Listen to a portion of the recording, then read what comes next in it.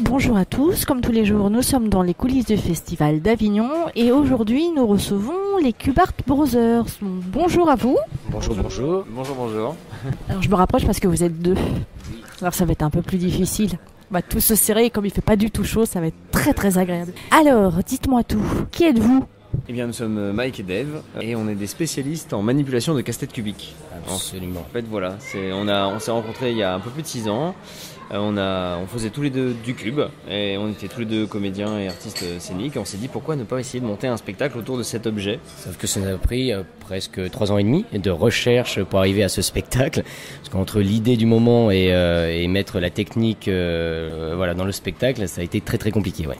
Oui, c'est vrai que le spectacle est très technique pour nous, énormément, parce qu'on a un peu plus de 950 cubes sur scène, parce qu'effectivement on fait de la résolution, bien évidemment, à une main, à l'aveugle, un peu tout ce qu'on peut trouver en compétition, parce qu'on en a fait un petit peu aussi, mais on trouve aussi plein d'autres choses autour du cube, tout ce qu'on peut faire avec cet objet un peu magique. Alors il faut savoir qu'à la base on devait venir avec 1500 cubes, mais on s'est dit que 950 c'était pas mal pour Avignon déjà. Avignon, c'est pas mal.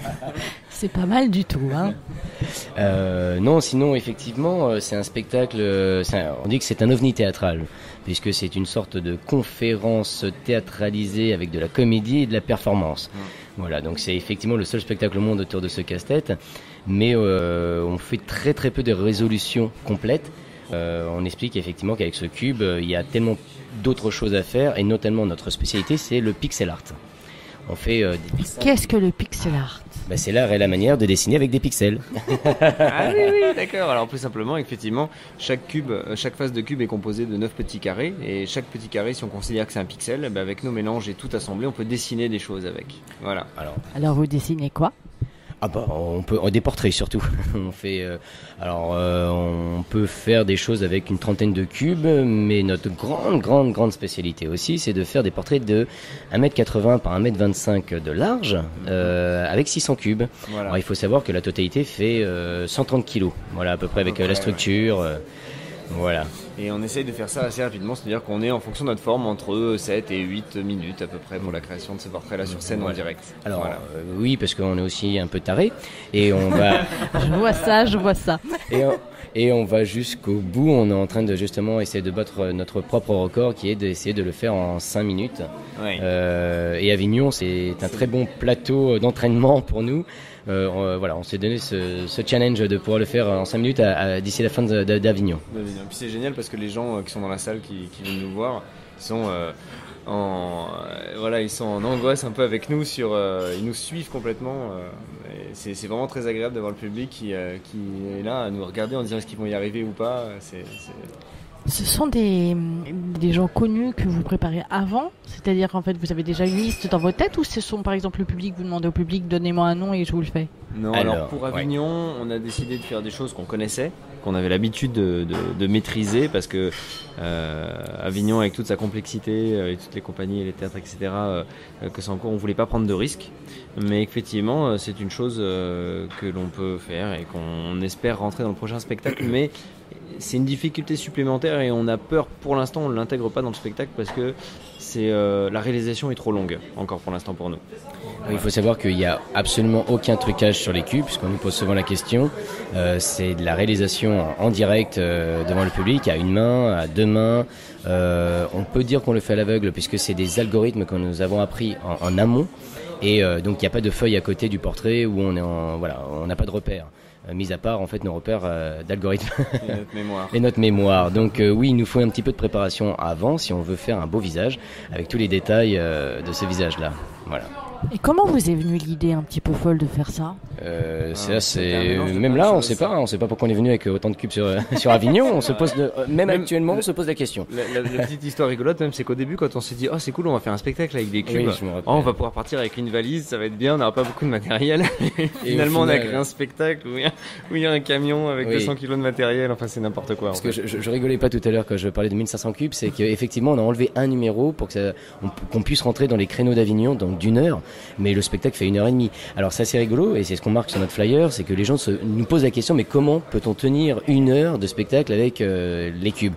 Nous c'est plutôt l'inverse. Notre grosse difficulté, c'est comment arrêter le spectacle, puisque on a vraiment 1h30 de spectacle.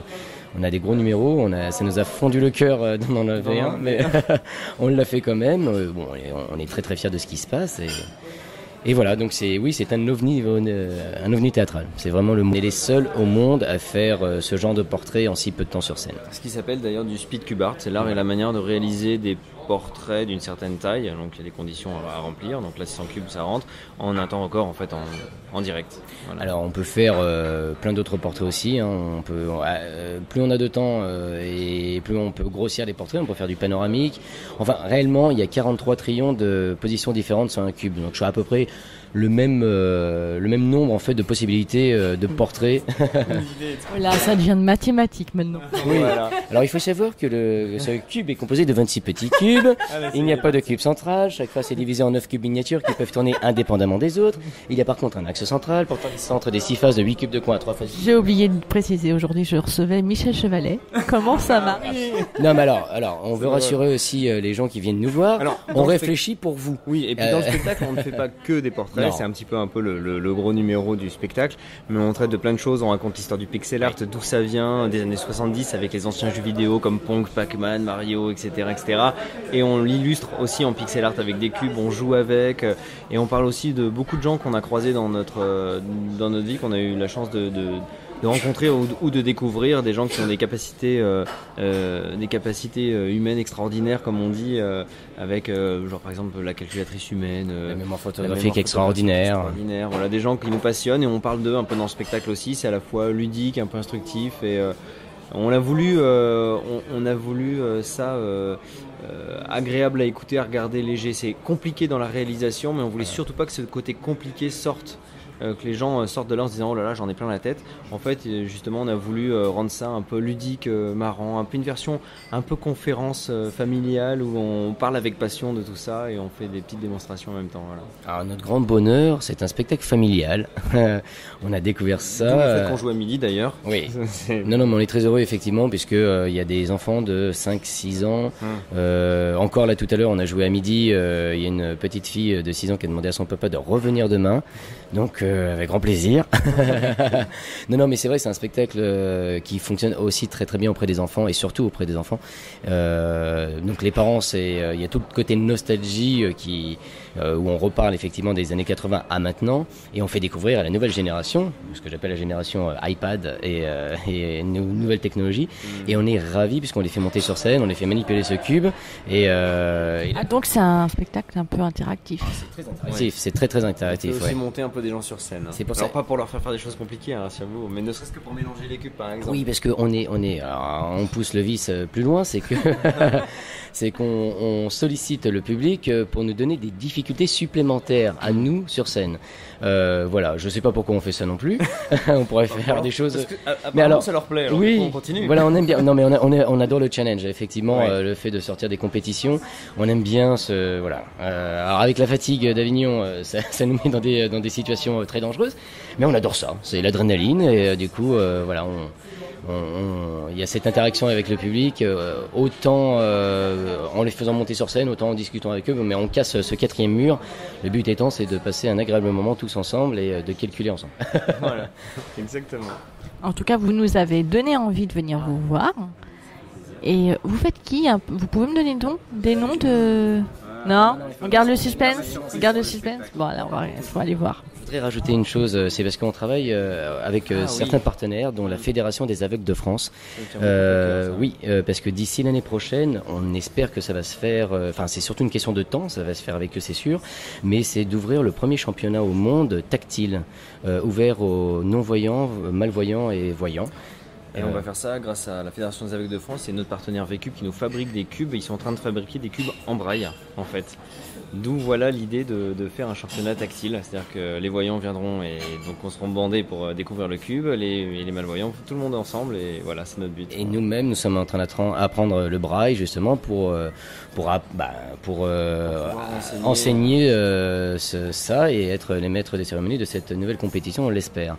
Et de mettre tout le monde au même niveau, c'est-à-dire il n'y a plus d'handicap, mais que la compétition soit ouverte à tout le monde et que le meilleur gagne. Il n'y a plus de barrière, il y a un partage pour tout le monde, c'est ça? Absolument. C'est ça, mis à part la barrière de la réelle compétition et juste de la compétition naturelle en fait, la sélection naturelle. Alors, nous sommes sur Avignon. Qui dit Avignon dit Mireille Mathieu. Ne me demandez pas pourquoi, mais c'est comme ça. Vous faites Mireille Mathieu en cube? Bien essayé. C'est vrai que c'était bien trouvé. Ça aurait pu être Mireille Mathieu, effectivement. Mais on pourrait la faire. On pourrait la faire, mais non, on a décidé de prendre quelqu'un d'autre qui nous touche beaucoup. Qui colle beaucoup plus au spectacle. À notre univers et notre façon de voir les choses et de penser. Voilà. Donc ce qu'on peut dire, c'est qu'il n'y a pas Mireille Mathieu. Non, il n'y a pas Mireille Mathieu dans le spectacle. Mais on ne sait pas. Ah, peut-être une idée là. Une idée vient de naître. Je suis sûr que ça. Pour la dernière, juste vu que c'est les 50 ans du festival, peut-être que pour la dernière, on pourrait y faire mieux. On va voir la coiffure de Mireille Mathieu. Ou la coiffure sur notre personnage à nous. C'est vrai, oui, ce serait. Faut réfléchir là. Et le costume, parlez-moi un peu du costume. Alors ça, non, les auditeurs vous pouvez pas voir, mais moi je suis devant. Et en fait, il y a des lunettes, mais il n'y a pas de verre. Tout en pixels. Les petites bretelles rouges. Tout à fait. Alors. Ouais. Alors le noir, on aurait tellement voulu être en couleur et finalement le noir pour la simple technique en fait. Voilà, pour la simple et unique raison, c'est que quand on fait nos résolutions devant nous et devant nos t-shirts, c'est comme si on avait en fait un rideau noir. On voit bien absolument toutes les couleurs et ça détaille plus la visibilité des gens dans la salle. Voilà. Donc c'est très non mais tout est technique, hein. Notre vie est technique. Pour ça et puis le côté pixel parce qu'on parle beaucoup de pixel art et que du coup les lunettes pixel ça nous parle beaucoup et on adore. Voilà. Et puis les bretelles et les petites chaussures rouges, c'est parce qu'on est nous-mêmes un peu geek et que on décide de marquer un petit peu notre univers dans le spectacle. Ça nous amuse beaucoup en fait. Quand vous étiez jeune, vous avez été traumatisé par les Rubik's Cube? Traumatisé non. Alors c'est à la grande surprise de nos parents, c'est que alors c'est ce qu'on dit dans le spectacle d'ailleurs où on appelle ça le syndrome du cube. Voilà. Alors le syndrome du cube, ça consiste à acheter un cube, ne pas savoir le faire et le donner à ses enfants qui eux-mêmes ne sauront pas le faire. Et d'ailleurs ces enfants qui ne sauront pas le faire vont attendre l'âge adulte pour avoir des enfants qui ne sauront pas le faire non plus. Donc au final, ça fait beaucoup de personnes qui ont acheté ce cube et qui savent pas le faire. Ou alors vous avez des gens comme moi qui décollent tous les autocollants, qui les recollent pour avoir la. Alors on voudrait aussi rajouter. Sauf qu'avec nos partenaires, sauf qu'avec nos cubes, donc les fameux V-cubes, eh bien c'est carrément imprimé dans la masse. Donc on ne peut pas décoller les étiquettes. On peut même pas tricher, c'est pas drôle. Mais bon, ces cubes comptent très très bien, très très vite. C'est ce qu'on appelle des cubes de speed cubing, spécialisés dans les compétitions en fait. Et donc on travaille ces cubes-là qui sont de très bonne qualité. On a développé aussi une technique qui permet de savoir résoudre un cube en moins d'une semaine. Même en 5 jours d'ailleurs. Oui. C'est à peu près ça. Voilà, c'est sans formule et sans algorithme. Voilà. Donc, simple, efficace, logique. Vous avez mis combien de temps pour roder votre spectacle? Une vie. Non, c'est 3 ans et demi de recherche. 3 ans et demi de recherche.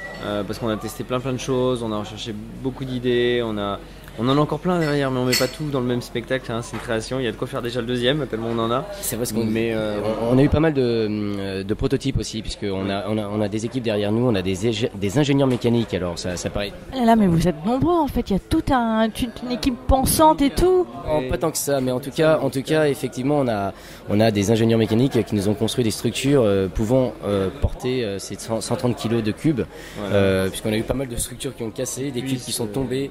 Exactement. Il fallait que ça puisse tourner dans tous les sens. Il fallait que ça puisse être exactement. Il fallait que ça puisse être manipulable facilement par nous. Alors pour tout en plexi pour que ce soit visible par tout le monde des deux côtés, etc.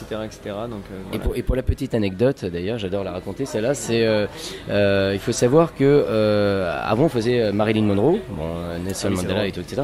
Mais surtout Marilyn Monroe a une petite histoire où on l'avait construit, on était assez fiers de nous.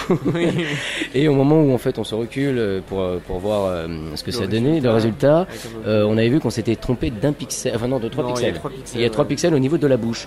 Et elle s'est retrouvée avec une bouche.